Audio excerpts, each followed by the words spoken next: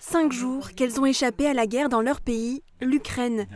Voici Loumila, elle vient de Mykolaïev, ville industrielle de 500 000 habitants au sud du pays. L'une des premières touchées par les bombardements.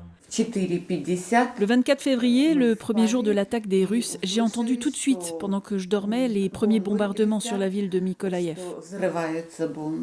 À ses côtés, sa fille Elena, habitante de Kiev et musicienne professionnelle, et sa petite fille Emilia, âgée de 5 ans.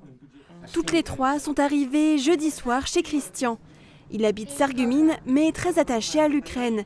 Il a été directeur d'usine dans une laiterie à Mykolaïev entre 2001 et 2008.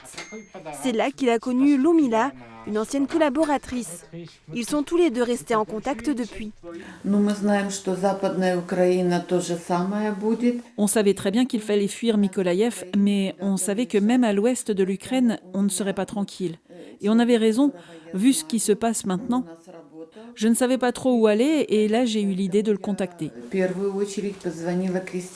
Dans leur valise, elles ont embarqué le strict minimum, quelques vêtements, des papiers, des médicaments. Elena et Emilia ont dû d'abord se mettre à l'abri pendant 4 jours dans le métro de Kiev. Elles ont ensuite réussi à se retrouver toutes les trois à Varsovie, la capitale de la Pologne.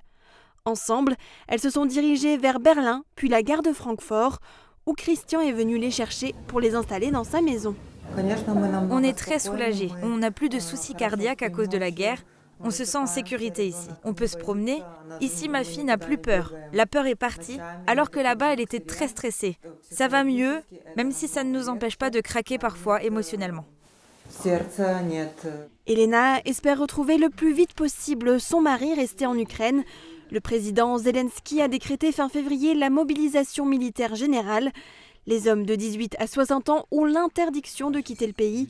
Elles espèrent aussi un jour pouvoir retourner chez elles dans leur foyer lorsque la guerre aura cessé. En attendant, elles découvrent leur nouvel environnement. Les réfugiés ukrainiens bénéficient d'une protection temporaire, un dispositif créé par l'Union européenne en 2001. Cela leur permet d'obtenir un permis de séjour, d'avoir un travail ou encore d'avoir accès à des soins médicaux.